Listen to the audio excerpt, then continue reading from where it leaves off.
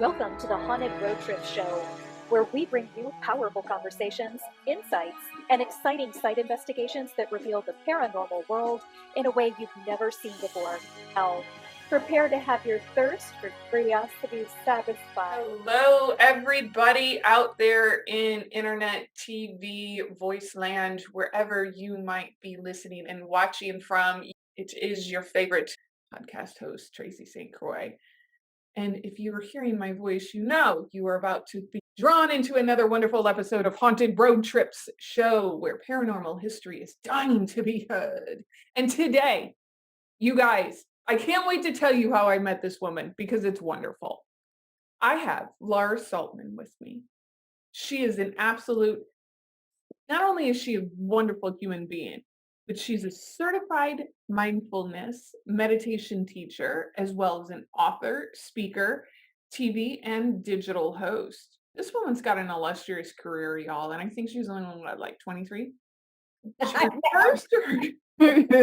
Love you. She refers to herself as a conscience channel, meaning she is able to use and translate words and dialogues coming directly from source, or as her books describe it, the all. She has created 4 books on spiritual laws and principles using that voice within. The all of everything, the all of the all that is wisdom of that all. Yes, I had to rehearse that. Yes, show up. Yes, show them off, girls. Show them. Great. Actually, today is I've decided that this book is a she. Today is her 2nd anniversary of being in the world. So Happy it's birthday. a toddler, my book now. Happy birthday. She describes them as essential Bibles of all sorts to awakening the truth of love and the energy of all. She is a fabulous, intuitive medium. She went from, Access Hollywood to Hollywood healer, y'all. And I am like thrilled to be able to talk to her. Welcome, Laura. Thank you. Thank you for having me. I love these topics, and anytime I get to talk, I could talk to people every day on, for hours and hours about this stuff, because I find it, sometimes just people don't care. But if you're on a podcast with someone who's interested, then you know that it's just like you can go and dive into these really fun, epic conversations. Yes, exactly. Like sometimes you get on podcasts and you're like, oh my God, does this person even know how to spell spirituality? But okay, here we go. But yes, folks, we're going to have a off the cuff talk. You know how I am. I don't really have, certain plans for a conversation. But what I was really interested in when I first met Laura, by the way, we belong to a similar Facebook group that helps podcasters and guests find podcasts and guests, and apparently we have quite the synchronicity in people that we know as well. But she has a lot of ghost stories, and the types of ghost stories she has are about graveyards, hotels, cruise ships, myths. You guys, we hit the mother load here, and I can't wait to hear it. Okay. So, tell us like the first time, Laura, that you were like, damn, I'm a straight up badass medium. I can talk to like dead people. Like what was that moment like for you? Well, that actually came later, because what Right. happened was, like in my 20s, I started like just sensing energy in the room and feeling like there was something there, not really understanding what it was. And now it really wasn't until I took my journey of like being a metaphysical teacher that I started with the mediumship. And it was almost like a fluke, like it just kind of happened. And then I was like, oh, okay, now I'm talking to dead people. All right, we're doing that now. Great. And it's been like that with all the things. Like first I did that, and then I was a channel, and then I was doing different things. So it's just like, it's as we kind of awaken to that part of ourselves, if you just keep going with it, more and more of that just begins to unlock, where you get to become more of the true essence of what is possible. Somebody asked me the other day, like, and with wide-eyed curiosity. I watched a podcast with you and you said that everybody has the capability of being a medium. Is that true? And I was like, yeah, it absolutely is. I mean, the entire definition of a medium is that we're over here in our physical body and they're over there in their non-physical body, and they can't come be in the physical anymore, and we can't go to the non-physical until we're ready. So we meet in the middle. And that's what a medium is. So everybody has the ability to come to the middle. It's just that most of us don't know how to come to the middle. And so we don't. Or somebody on the other side isn't that good at coming to the middle. So if you're not super, super tapped into that, you can't draw that out of them. But if you are, like you are, then when they're not that good at coming to the middle, you kind of know how to communicate with them to at least get some information that will help whoever you're speaking to. Exactly. That's a very good explanation because I can tell a lot of times, like, I know right away how, like, when a spirit is coming near me or approaching me, I can tell with a few signs and symbols about how they passed. Like, if they're really far away from me, I that's a symbol for, that they might have had a hand in helping themselves to the other side, or, in some way, shape, or form. Or if they come like super, super close and they want to just like hug me, then I know like they might have passed super, super quick and unexpected and they need to give some hugs and some goodbyes. Yeah. Yeah, we develop a language too. Like that's Yeah. like your language is different than my language. I have a language that I utilize as well, and that's what works for me. And it's like that becomes my sort of guidebook and playbook for that. And then you assign different things to me, and then when you see it, you're like, oh, okay, that's what that means. And I also have recognized, like over the years, that you and I are having a conversation. We have a different our own personalities, and there's an energy between us because we have commonalities. And then you can go on other podcasts and do other interviews and you have a different energy with people because they have a different personality. It's the same when spirits on the other side and their non-physical aspect of themselves. They still keep their personality. They've just lost all the fear that comes with being in a body.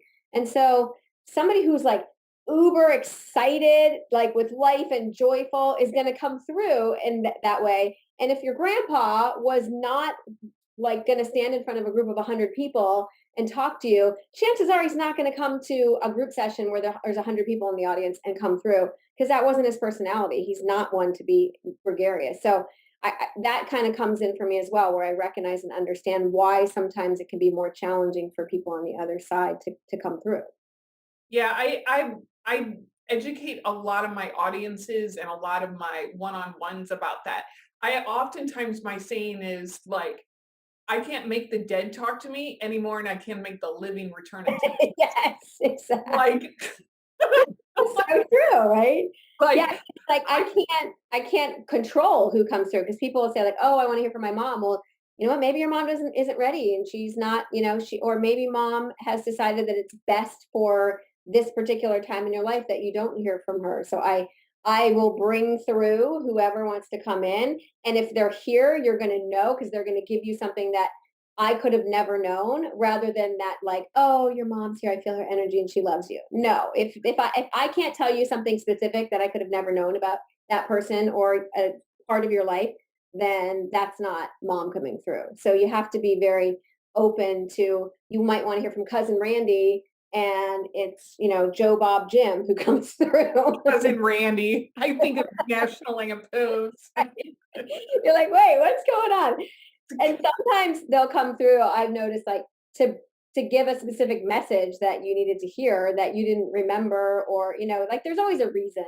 There really Yeah. is always a And reason. that's what I tell. And a lot of times, the messages that come through, I tell people like sometimes you'll accept a certain message. Say you have a cousin that you were close to, and you'll accept a message like, get the lead out of your butt and go back to school or do whatever, but you wouldn't have heard that.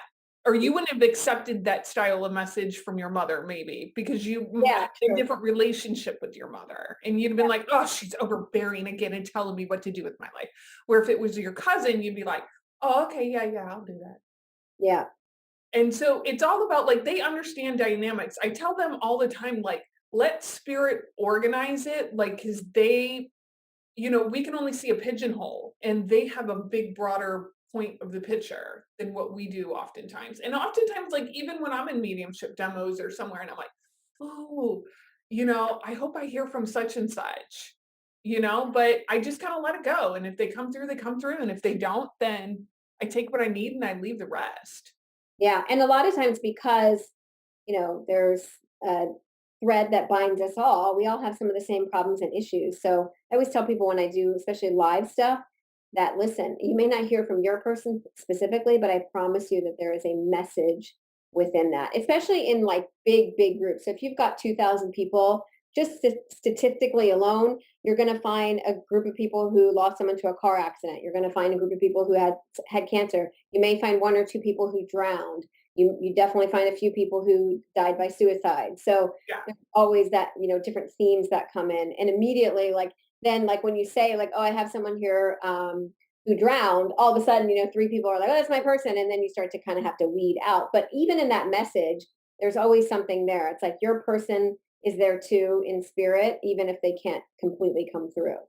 Yeah. I always say, like, if that message, even if you don't know that person, or it sounds like the person who's coming through getting them, or the spirit is giving a message to somebody else, if that's hitting you in the truth spots, Yes. Yeah.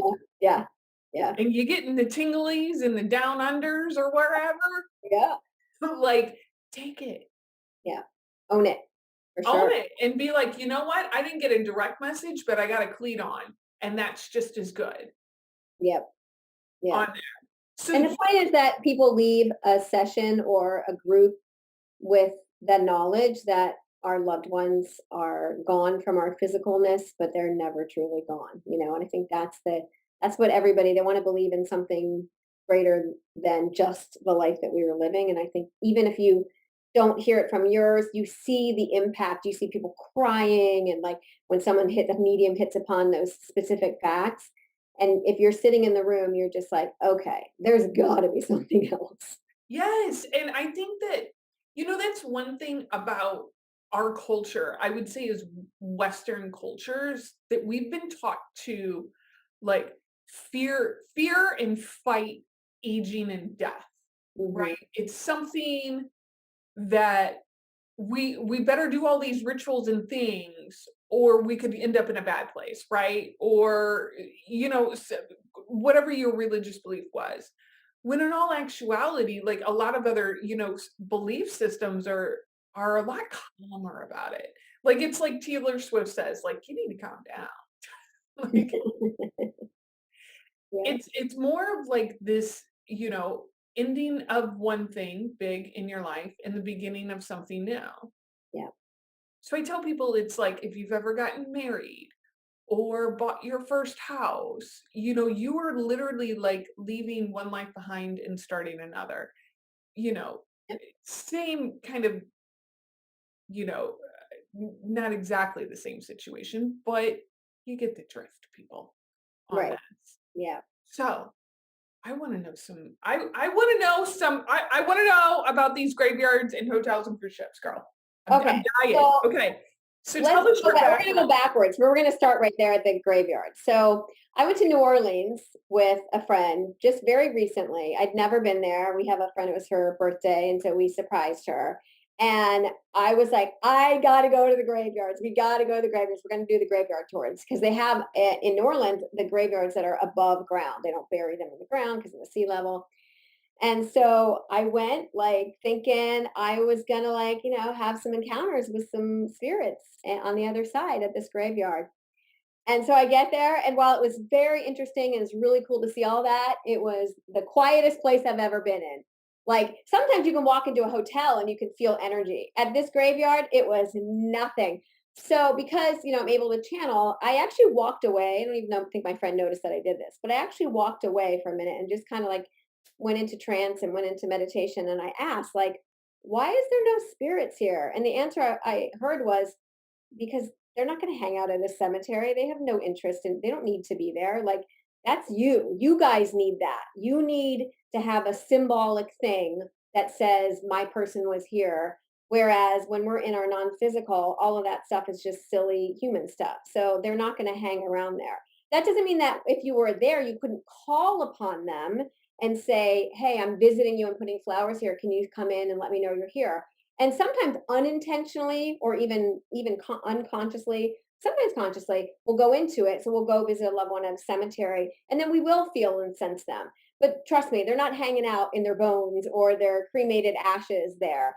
They will come to you through that intention, whether conscious or unconscious. But it was a very quiet, it was actually a very peaceful experience for me because I wasn't getting any talking or languaging until I actually sought the answers.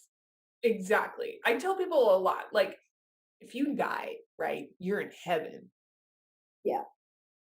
You can go anywhere. You go anywhere. Exactly. Go Yeah. anywhere. You don't have this meat suit anymore. Are Yeah. you really gonna go pick to hang out at your grave? Yeah. Yeah. Like, that wouldn't even be on my, like, top 1,000. Yeah. I mean, unless a loved one was there is what I say.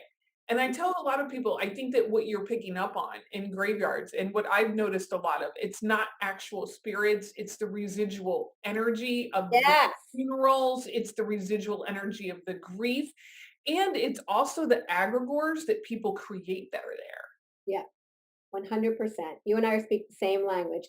That's the thing about the hotels and the cruise ships is it's the story of the energy that lingers there because we've created it. So for me, like the Queen Mary, I've been on the Queen Mary, and I knew Yeah. exactly on the Queen Mary that it was about the story, that there wasn't any ghosts or spirits hanging around there. That it's that we've created and almost like it's like putting the energy in a little bottle and keeping it there and putting it on display. So we've just kept the energy of the stories that are there. So when people go in, they pick up on the energy. And then there were also meaning makers. And so we self create things. So you might go into, so somebody might say to you, oh, the Queen Mary or this place is haunted.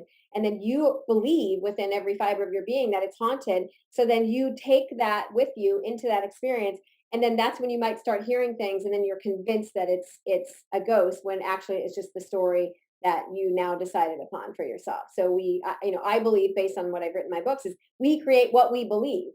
So a lot of that can be self-created. And again, it doesn't mean that I you may somebody might pop in. Like if you're there and you have the intention to connect with someone and you set that intention out there, then they may pop in. Like they may pop in for a second to say hello to you or flicker your lights to let you know that they're there, but it's really we have to call on them. I kind of liken it to like our iPhone. So if you and I are now we're on this Zoom call together, right? Or if I wanted to call you or text you, I can't do that through telepathy. I mean, I can, but it takes some control here. But the easiest way to communicate as humans is to send a text or write an email or get on a call and actually call. So if our loved ones are in spirit, it works exactly the same way. They're not going to come through unless we have a mechanism to kind of like push them. So that's our telepathy. So through telepathy, we can communicate that we're interested, or we can kind of prod and poke them if we're somewhere. We're like, I'm thinking about my loved one. I really wish they were here. They would have loved this mountain, this beach, whatever. And then boom, it's like you calling them on the iPhone, sending them a message that says I'm here. And that's when they kind of pick up on the ping. And then they can sort of show up in that space for you. And that's when they'll send you a butterfly, a dragonfly, the porcupine, whatever the essence of something to let you know, hey, I heard you.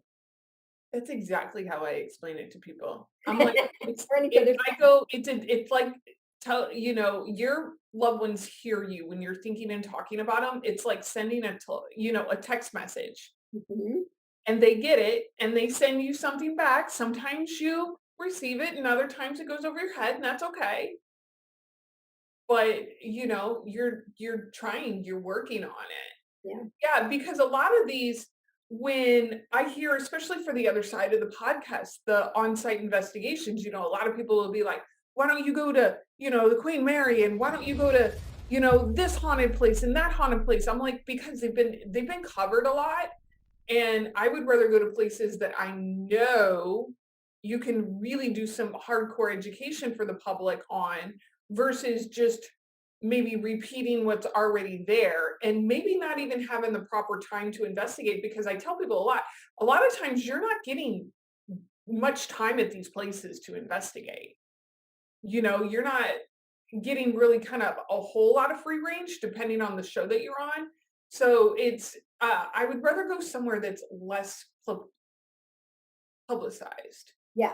Yeah, I totally. And I've got a podcast coming up, like you just talked about a very, very well-known haunted place that I knew. I was like, I don't think that story is true at all. And through some history and some research and some stuff I come across on the internet, I'm going to be doing a really wicked podcast about the myrtle plantation. I love it. I love it. I love all this stuff. Okay, Yeah. so now let's go backwards. I said I was going to Okay. Yeah. Go go to the backward. beginning. So where it all sort of started was when I was like in my 20s and my nana had passed away, and I was in her home, and I just got a sense that she was there, and that's where I kind of like started to pick up on energy. So I'd go into different places, and I would always be the person that would be like, somebody died here. And then my friends or whoever was like, yeah, they did. How do you know that? And I'm like, I don't know. I just pick up on it. Like, so that's where I had the kind of the clue that something was going on.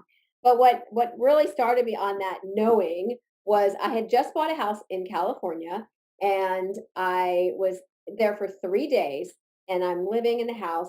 And then in the middle of the night, it was like 3 o'clock in the morning. I heard voices. I woke up, heard voices like talking, and it sounded like it was like reverberating underneath my floors, like the floors were shaking. That the reverberation of the voice. It was very booming male voice. And I was like, okay, what is that? So I get up and I'm like looking everywhere for where this voice is coming from. Was there a radio, a TV on? Were my neighbors like outside? Nope, nothing. I mean, nothing, literally nothing. So I was like, okay. And it didn't feel scary. I was just like, okay, this is weird. So then I go to bed the next night, same thing. I'm woken up at like 3 in the morning. And this time I hear that same booming male voice. And then I hear a female voice, and they're kind of talking to one another. And again, I'm like, okay, somebody has to be talking outside my house. So I go outside, I go to the side, like there is nothing. It is nowhere, no one anywhere. So I was like, okay, this is so weird. So the very next day, I go next door to my neighbor, and I just moved in, but I had met them.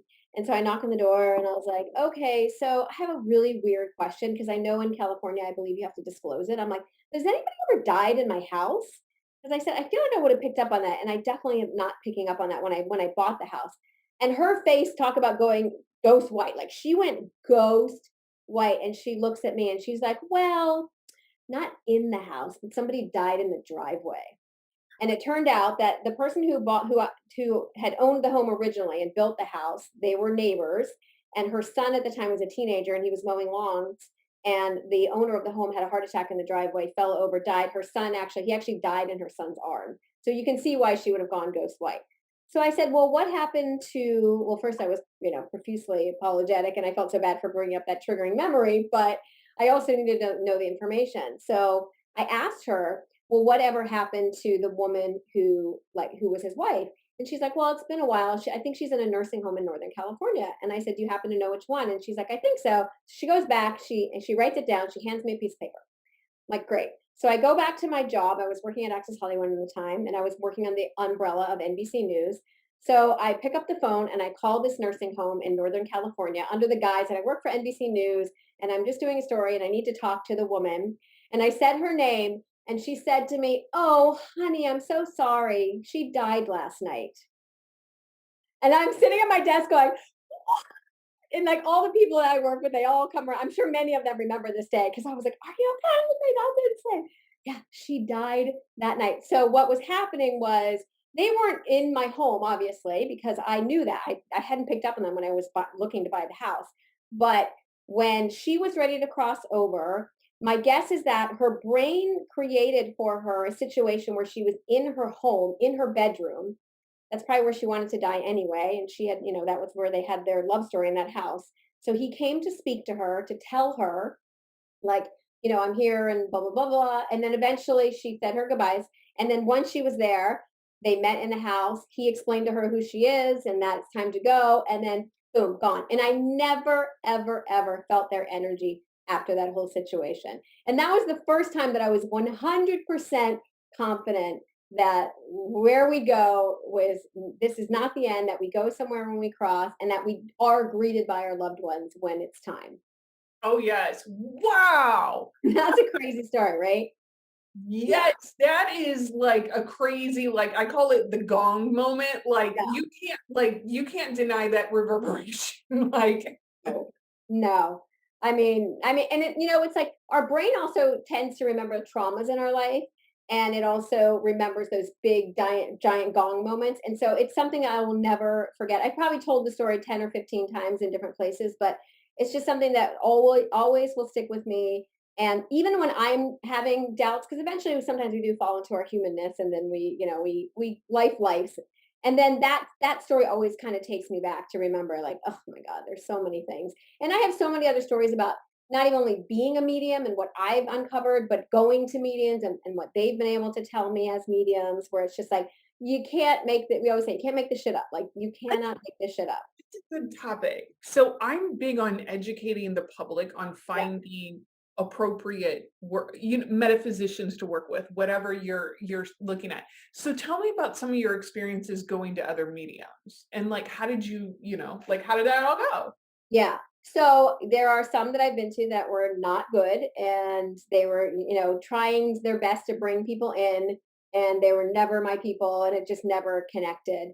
And and those were earlier on. But as I've become a medium, if I go to other mediums, typically, like, I have pretty decent experiences. I always tell people, like, one of the reasons that you can't bring your own people in is your own grief will keep them away, because the fear keeps them away. So it's better for you to go to other mediums. So what was happening, though, I don't know if this ever happens to you, is because you are a medium, if you go to a group with other people, your loved ones who know that you're a medium, they're always the ones that come in first. And then I feel guilty because I always feel like I'm taking time away from other people who need it. Whereas my loved ones, like, they're just like, they come in. So I end up like, the mediums get annoyed with me because I'm always the first person. So I've tended to not go to groups anymore with mediums. If I ever do it, I will go to one person, because I've had some great experiences where my brother has come through, but then he comes through in other people's readings, and it's like, okay, Jason, stop, like, stop horning in on this person's reading. Yeah, but Jason feels like when you mention his name, he right away feels like that kind of like prankster guy, like, I'm gonna do it because I'm gonna get a laugh out of you, or I'm gonna get a rise out of the room, or at 100%. least out of you. He's a total jokester, so he loves to, like, manipulate energy. And one time I went to this one woman in LA. She was very well known. I don't know if she was a medium, but she did like palm reading. And she said to me, and it was pretty recent after my brother had passed away. She's like, "Oh yeah, he's a prankster. He's gonna play a joke on you." She's like, wait until you see. You're gonna laugh out loud. And I swear to God, within 60 seconds, I got up, I grabbed my bag, and I left to go to the elevator. I get to the elevator, and I start to get on the elevator, and the elevator doors keep opening and shutting. And I was like, okay, Jason, thank you for the message. Yeah, he's funny. There's one medium that I had met who actually really helped me understand, like, what it was, and his name is Dennis Jackson, and his wife Alice Jackson. They live out in Washington State, and I did a little group meeting in my home, and again, I do it for other people. But at the time, he's like, okay, who's Albert?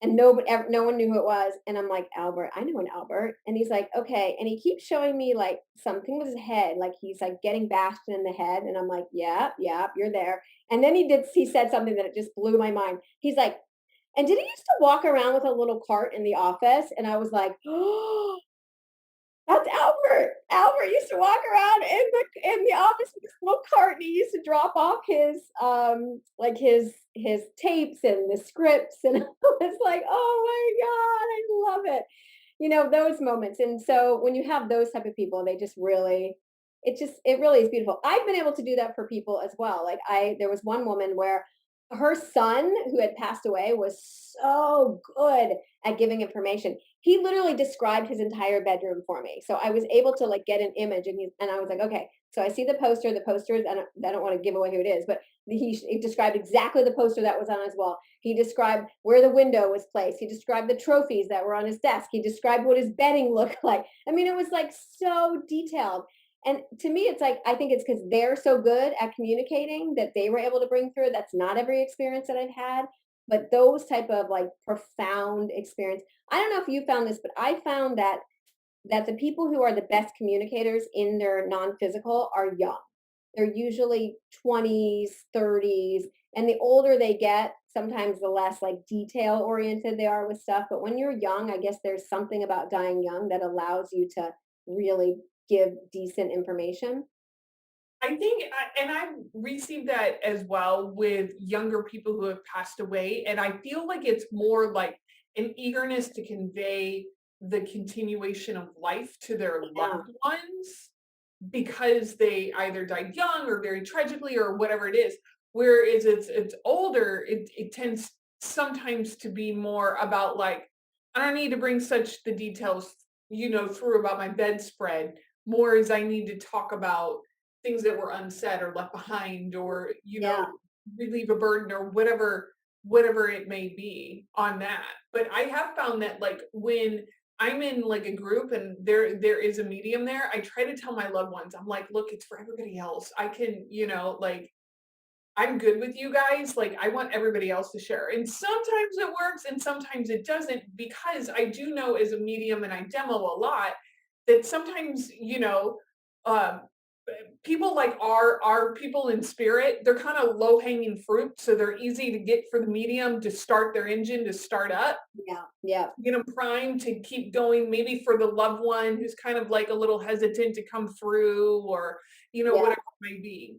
So I'm kind of like, I don't want to hog space, because I want other people to get messages, but, it's But sometimes even as a medium, if you've had people who passed away, though, like you still want to hear from them, even from other mediums. I mean, it's I just do. so nice to hear that and to know that they're still around. I mean, it just is what it is, right?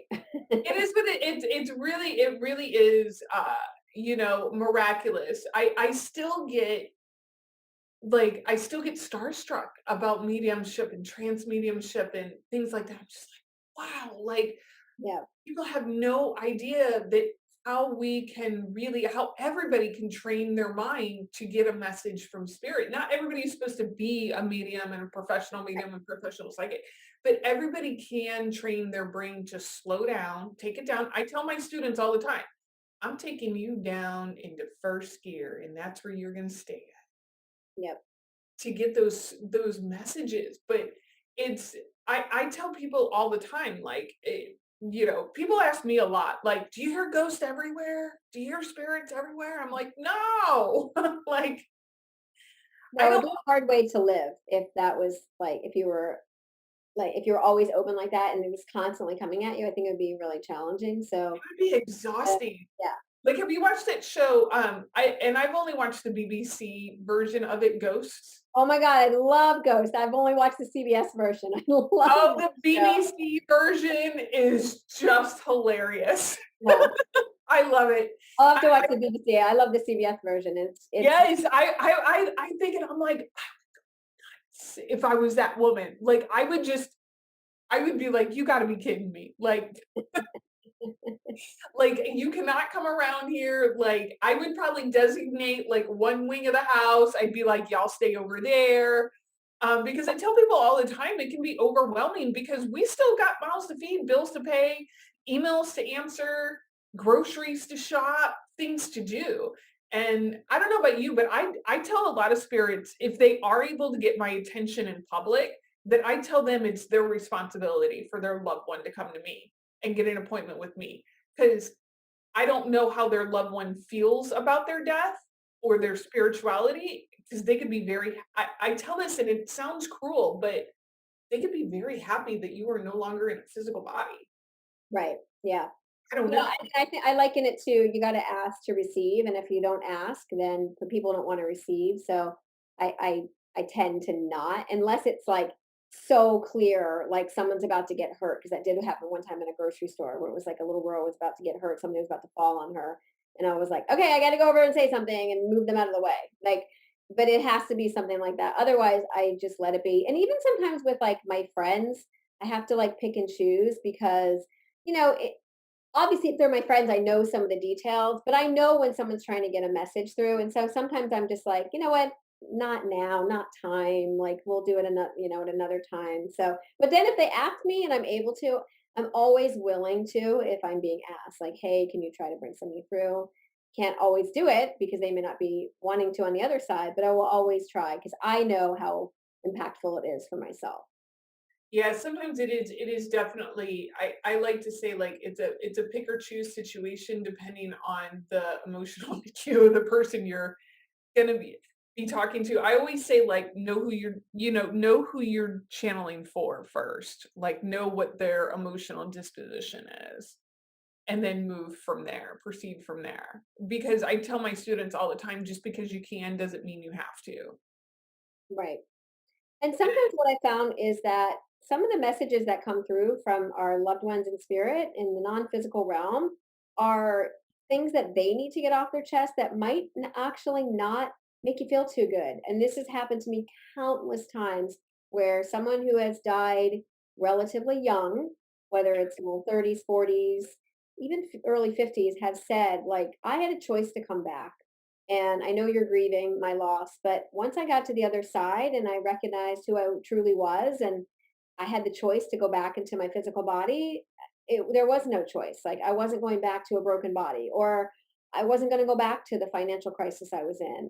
And so it can be very jarring to hear that someone that you loved made a choice to continue on, but they needed to get that off their chest. They need you to know that they made that, because we think that, life is such the gift, but it actually, that's the gift, right? Heaven is where things are much easier because we don't have the fear that we have on planet Earth.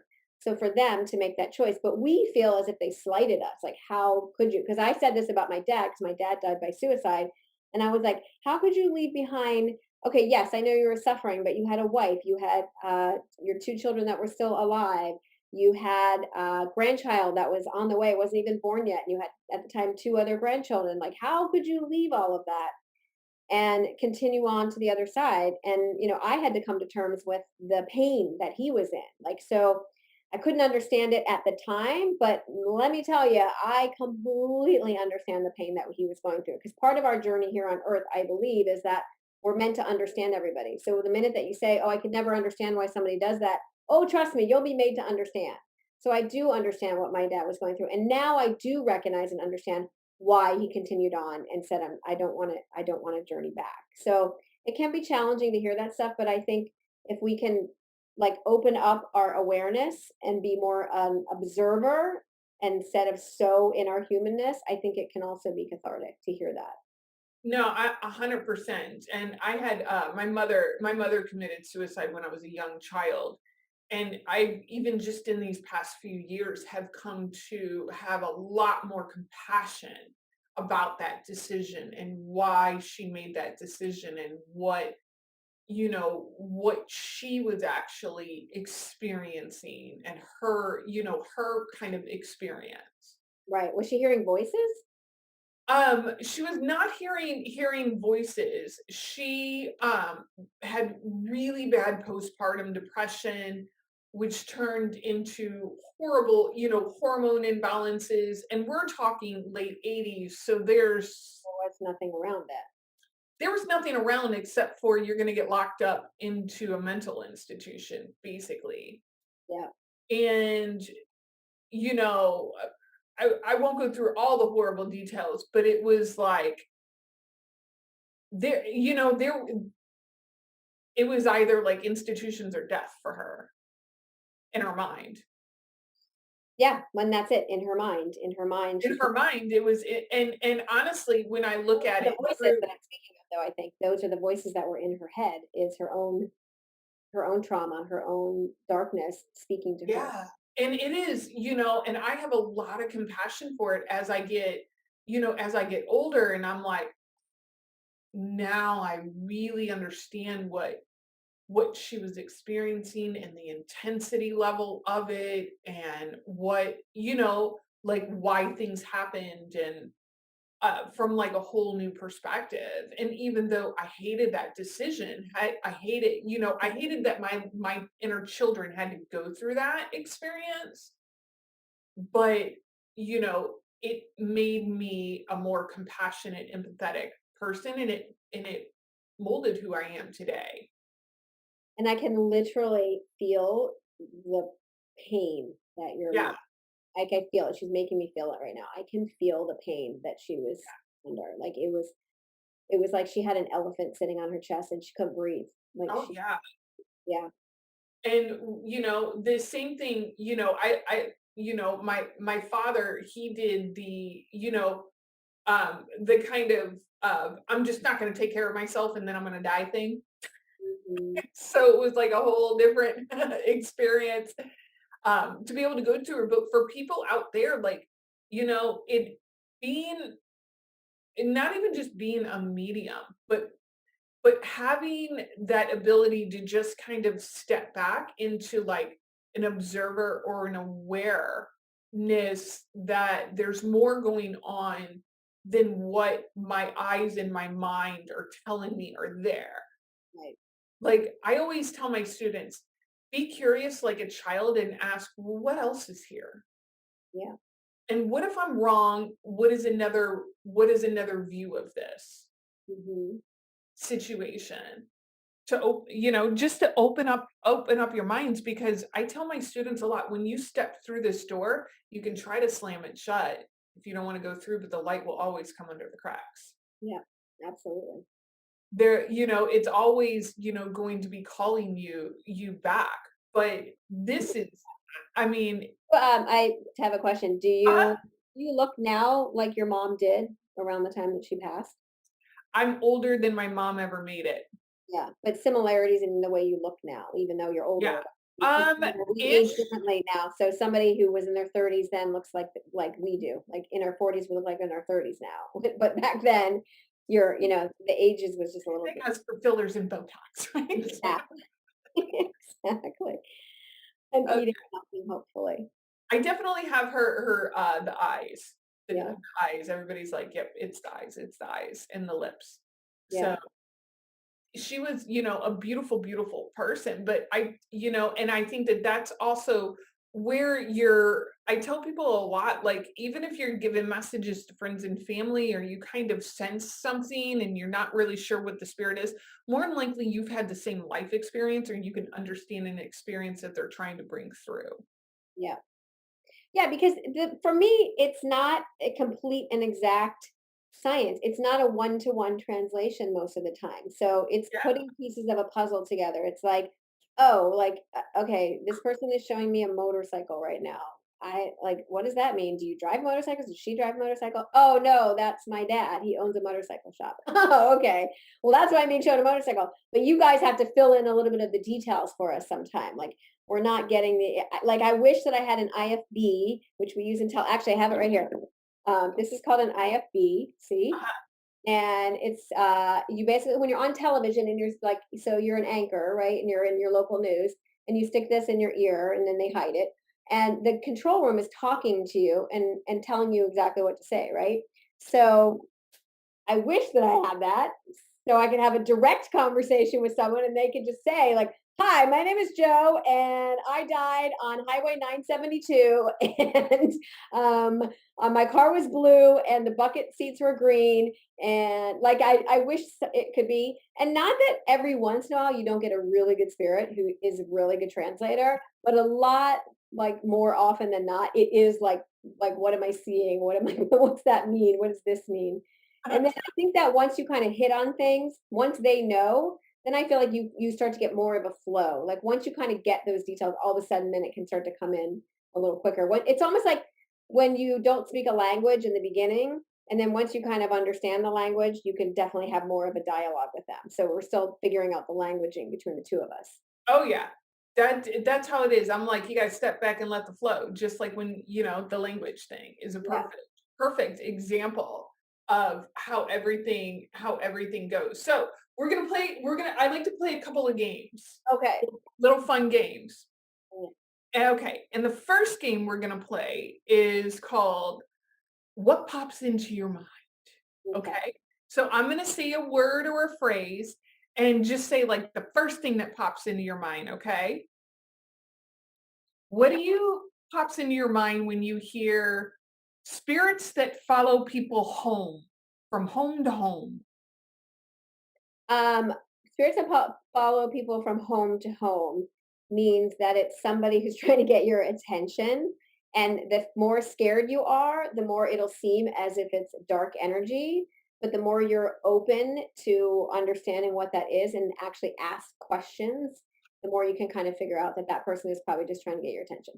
Or you could be a really good cook and housekeeper and designer, and they just want to move to your next house because they're afraid whoever moves in next is going to be wretched. Like the Beetlejuice thing, right? How they ruin their house on that. Okay, so let's see this. Okay, this is one of my favorite interesting. I don't think it goes under conspiracy theories, but it goes under like ancient aliens, interesting topics. Yeah. Hidden alien cities deep under the sea. Hidden alien cities under the sea. So, from what I've learned as a channel writing my books, is that in a sense we're all aliens. Like we've all been on other planets and places. There's not just Earth. There's many different places that exist. Earth is just one of the planets where we get to grow and evolve. And unfortunately, Earth is the planet where we grow and evolve through fear, which is why it's such a difficult planet to be on. But there's lots of places that we go.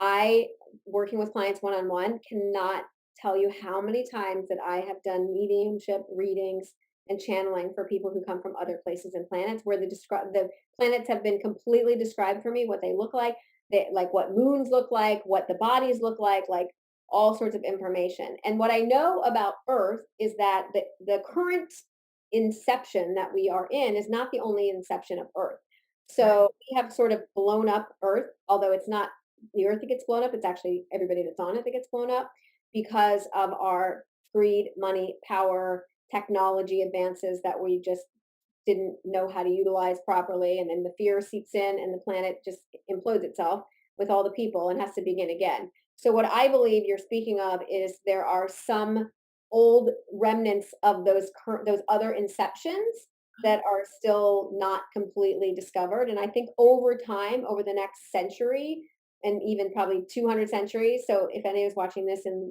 200 years from now, we're probably going to dig up a lot of that stuff. We're probably going to find more artifacts from those other inceptions as we go along. And I think everything is the way it's meant to be. We're only meant to find things when we're ready to receive it and understand it.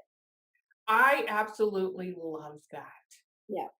Because I am so intrigued with that they could be under the water in these huge cities and they're like motherships under there and we have like no idea about it. And I think that's the perfect place to hide Yeah. in plain sight And on that. also, we don't know what that other inception of Earth looked like. The entire dynamics of what the land and the sea look like could be different too. So there actually could be things hiding under what used to be the sea in the same way there could be things that are hiding what used to be the land. So we don't know what we did to planet Earth that had to kind of regenerate itself and how it regenerated itself. That is such like I'm gonna be thinking about that all day long. I'm The like, thing about aliens too, it's kind of one of those things where you just get, it sounds really weird, but then the more you do it and the more you hear from people like that, oh my God, I've always felt like an alien, or yes, I've dreamed about that. Like I had one guy who I had told him about a bunch of different planets that he lived on, who I ended up finding out was an author of books about aliens. And I didn't know that. Like I had no idea. And he just starts talking to me like, yeah, I've seen all those things that he said. There was one guy, I'll never forget it because you tend, I mean, I do so many readings that a lot of them I forget, but some of them really stick out. And yeah, this guy I'll never forget, he also like was one of those people that came to me, and as soon as I said like you're not from this planet, like you're from another planet, that's why you struggle on Earth, it's a really hard planet for you because your planet operates in a different system. So I was taken to his planet, and on his planet I was shown exactly what the bodies look like there, and then I was shown that on that planet they don't have a sun, they only have one moon, it's an orange moon, and the whole planet, everybody on this planet has to live in the moon, otherwise it would be completely dark. And so they live in like these like caves that they created, and it's like, and as I was describing it, like he's like, yeah, that's my dream, I've seen it, like everything I was describing he'd already seen and known. And like that's just one of like many examples where I've talked to people who have other, have been in other places. I find that some of the people who struggle the most here have what I would call from my books just spiritually based confusion, because Earth is so difficult to live on when you've come from a planet outside of our solar system and different operating systems, that love is more prominent, right? So we're always right. learning something about unconditional love, and if we're closer back to love, or we're more consciously aware that we're here having a experience, whether it's a human experience or some other body experience, and then you come to Earth and it just feels so jarring, and so people kind of get into a madness that they don't recognize as that spiritually based confusion. So Yeah. the other thing I've learned about is we're in the cosmos, so we live in the cosmos, but there's also other operating systems. So there's the Manos and there's the Xenos. Those are the two that I've been taken to in those sort of alien encounters where I get to channel for people who've lived on other planets. So those are the two other things, the Manos and the Xenos. And there's more. It's really infinite, but what we're able to understand and comprehend based on where we are right now is limited, and it'll just continue to expand over the course of time. And I'm sure there's lots of people on this planet. If you go to like Gaia, the if it's a website or a streaming network, there's lots of different information about aliens in different places for sure. There is tons of it, and I have had some interesting encounters that we'll have to talk about later, even fairly recently Yeah. with our what I like to call our galactic fellows. Yes, I like that. Yes, that they even left a mark on my body that I was like, With hmm. the Yes, it was wicked and it was wild. So let's play another game, shall we? This Instagram page, hmm it's called Cheap Old Houses. Okay. Okay. So I go on here Yeah. and I acquire their postings Okay. for propaganda for my podcast. Got it. Okay. And so the game that we're going to play Okay. is called Are We Gonna Book It? Are we gonna book it, girl? Yeah. So we're gonna look through here and we're gonna decide if we're gonna stay or if we're gonna go there.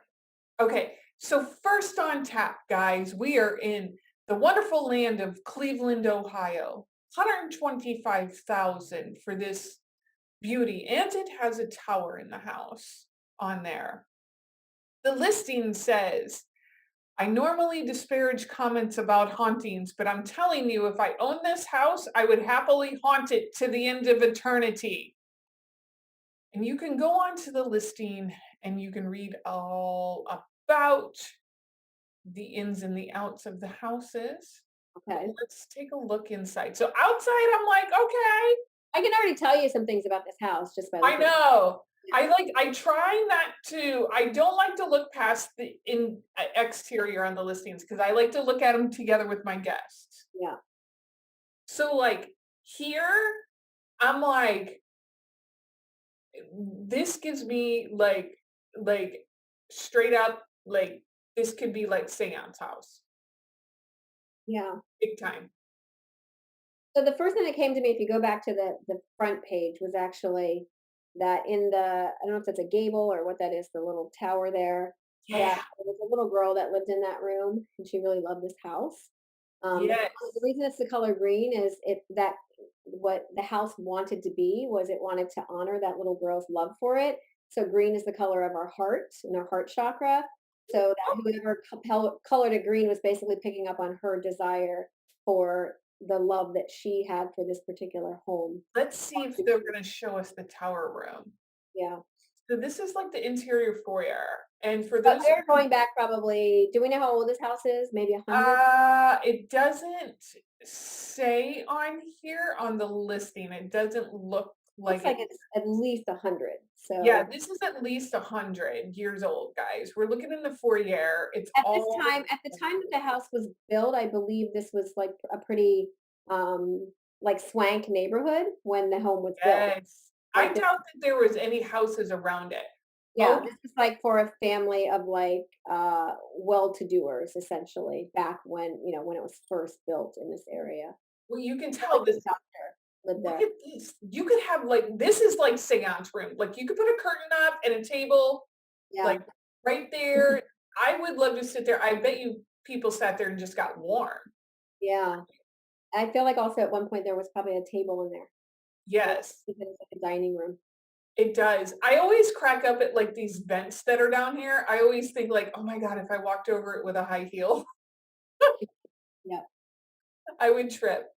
Oh, there's this staircase or part of the landing going up. And I love that because like kids could play there and like totally imaginative. I'm not sure what I'm looking at here. Room seems kind of maybe it's got a table and it's got kind of like a sideboard type, and Yeah, that looks like almost like it was a dining room credenza or yeah. something. Or it could have been one of those old stereos. You're probably younger than me, but back in the Ah, day, these were actually stereos. Like people had their stereos were inside of these like living room and dining room you know credenzas. what I'm wondering it is? Because on the next photo, oops, isn't that a butler's pantry or a Yeah, butler's yeah. quarter right there? This house is begging to be redone, begging to This be is brought like to where someone has the same love of it that they had when they first owned it. this whoever did this loved like stonework, very, very detailed fireplaces. This is like a crescent moon fireplace, Yep. floor to almost ceiling brickwork. Um, That's a well-loved space because this is a well-loved space. This is a nice reading nook. This house screams, "Help me, save me, make me." yes, that's exactly it. It wants to be redone. It wants to be put back. And I'm it like, doesn't matter if some of the details are taken away, but it wants to be redone. Is there a basement to this house? this is the last picture on the carousel. Yeah, there's a basement. I think there's a Oh, basement. yeah. But look, here's the pink room with the girl you were talking about. There had to have been a girl back then. I don't know if it's the tower room, but look at this. Oh my God, I want to know secret. Well, it's not so secret passageway, but look at that door. It's like, you guys, it's like as if you came into a room and you turn to the right, and there's a little fireplace that kept the room warm. And then next to the fireplace is like it's a doorway, but it's an oval shaped door that looks like it goes down a secret passage behind bedrooms. Yeah. Yeah. I bet you they hear kids running back and forth in that all the time. There's that little girl. Yep, I Not bet you haunting that. it. I mean, it's not like they're haunting it, but it's what I said, like, it's like falling upon it. It's like when a new family moves in, she just wants them to love it the way that she loved it and turn it back to what it was. Like, she wants her room to be like a little girl's room again with like dolls and princess stuff and tea parties. And so she'll come in to kind of like say, um, like, yeah, take care of my home. Like, it'd be sad if this house were to be torn down. Yeah, Um, I think it'll be swept up pretty quick because the neighborhood looks like it's got houses next to it that are occupied. See, Okay, this show I wanna do. I wanna do a show where we go into these houses and we tell their stories, and then we redo them and take them back to where they're meant to be, right? let's do it. Do it, girl. Get it done. Yeah, Okay, next on deck, I love these brick colonial style homes that you don't know if it's a home, if it's like a military base office or possibly insane asylum back in yeah. there. So the completely different energy of that other space, Yes, is well loved. This one is like, the we're people in who live there Winona. were not kind people. They didn't take care of their workers. Like, I pick up on a lot of energy of arguments between the owners and Yes. they were married. If they were married, they didn't like each other at all. Um, yeah, I don't think anybody ever was like murdered, killed, or died in there. But people, as they walked out of the home, like just the chaos and pain that they felt while working in the space definitely carried over into their homes and energy where they went. Well, So I even the listing, when you read the listing, matches exactly what you're saying yeah, about yeah, the home just a little bit, that it's, kinda like a dramatic style home. Listed for 750 in Winona, Minnesota. yeah. Sprawling This house mansion, is a no. house that 100% whoever bought it needs a complete and total energy cleanse, like from Yeah, top to bottom. Every ounce of this space needs to be energetically cleaned and cleared.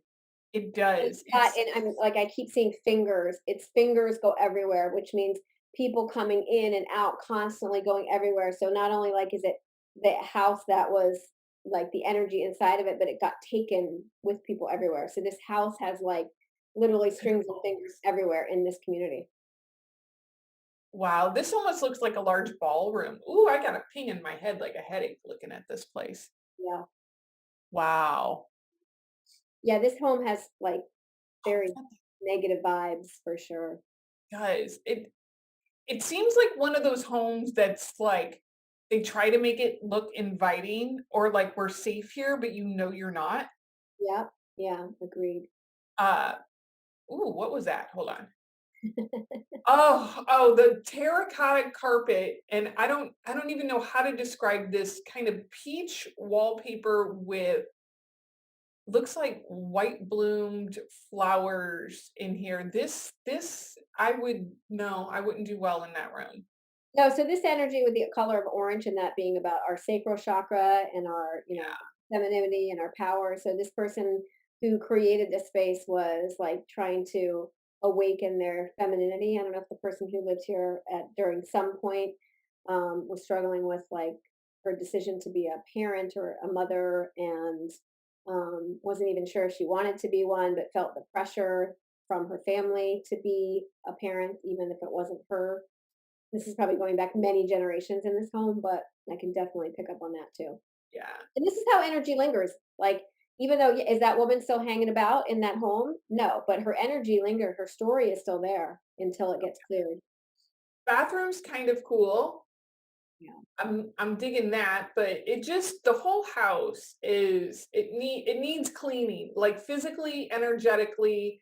I don't think I would do well staying. I wouldn't feel comfortable here. I wouldn't be able to relax. So this is the room that they tried to bring love into because that's where that green shows Yeah, up. Like they tried to, like this room gave them happiness, and so they brought that green color in to try to bring the love into that space. It's the the only space that brown has a is little bit of like trying to recreate it yeah, energy. and they tried to put the brown in there for that stability, that earth, that like stay here. We need you here. There a kitchen that's been redone in this house? I think there was a I don't think it's been redone, but we saw that kind of that wait a minute, hold on. That might have been the other house. Oh, there she is. She at it again. Look, girl. Look, the orange. Oranges. I've never seen a room like this in my entire life, you guys.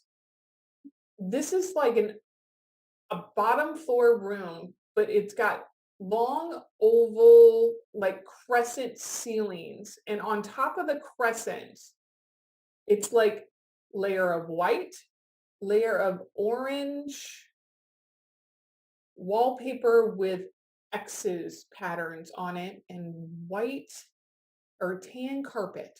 This room is confusing to me, girl. I'm Well, I confused. think those X's in the wallpaper represent the fighting about the femininity. Oh, Like like exit out. yeah, it's like they're fighting against their femininity. That's what I pick up on why they chose that. Because ultimately everybody, like we're all living our beliefs and our thoughts. And so they come out in the colors that we choose and the homes that we choose, the spaces, what we put inside of them, the knickknacks, like the colors of what we're choosing to wear, even. It all is part of it. It says in the listing that it has a hidden library. Let's see. That looks like an outdoor Now patio. that's cool because that's like so that's the thing about outdoor spaces is outdoor spaces tend to have a little happier vibe. Why? Because they're outdoors and natures, and natures is naturally an energy cleanser. Yep. So you're not going to find like too much dark and dreary stuff. You'll always be able to have it be more of a blank slate and a little bit cleaner. Oh, yes. It says the name of this house, or I guess what they call this, is the Briar Comb. Well, I'm going to write that down because now I got to go find out the history of Yeah, that. I know. I'm like, Let me I've write it gotta down. go.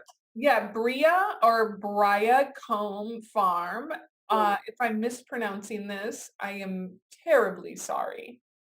Say, we just need to use this as pitching our show.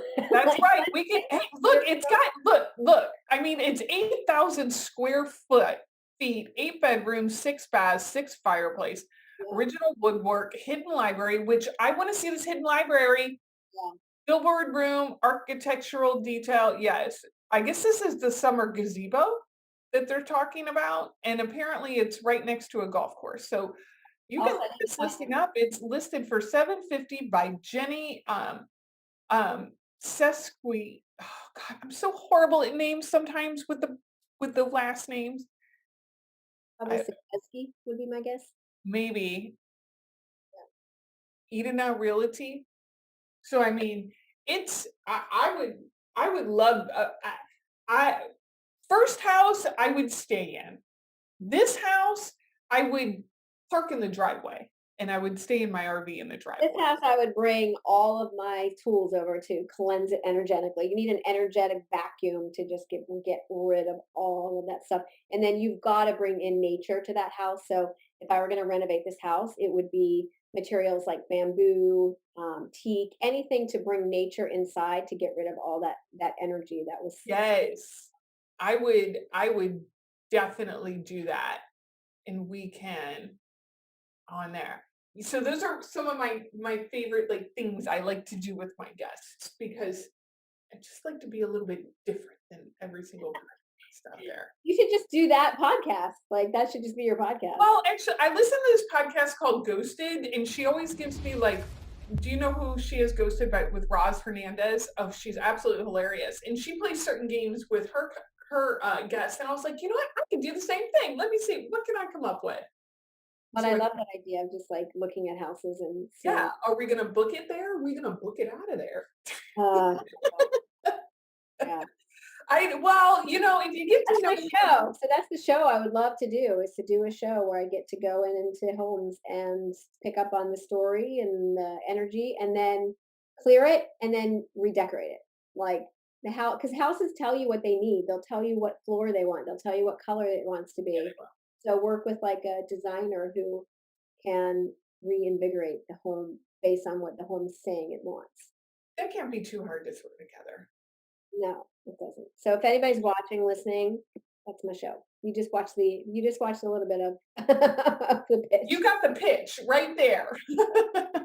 And we can, you know, we just need a little. Even oh wait, did it have the number? Even the numerology. Did that house have the number? Like what was the house number? Did it say? I don't know if it said the house number, but it said that it was selling for 750. Oh, it did. It does say the house number. Okay, what was the house It's number?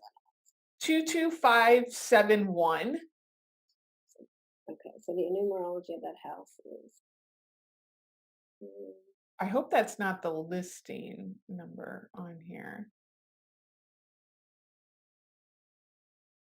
okay. So the numerology of it is an 8, which means that house has been an umbrella for many people. So it's housed a lot of people. A lot of people, as I said, coming in and out. It's been a home for people. People that live there also serve there. So it's been a big umbrella for, and that's why it's carrying so much energy. It's just had so many people in and out of it over the years, over its Gotta life. open up the flow Yeah. as well. That house was definitely interesting. Well, I thank you, Laura, so very, very much for coming on. You guys find her, all of her stats will be in the show's listings, no matter if you're watching this on one of the networks or Patreon, or if you're listening in, go and find her. She is freaking absolutely fabulous to connect with. And as always, guys, if you have any topics or questions that you want answered to the show, you know, hit us up. Let us know what you need on there. Until the next time, guys, stay cool.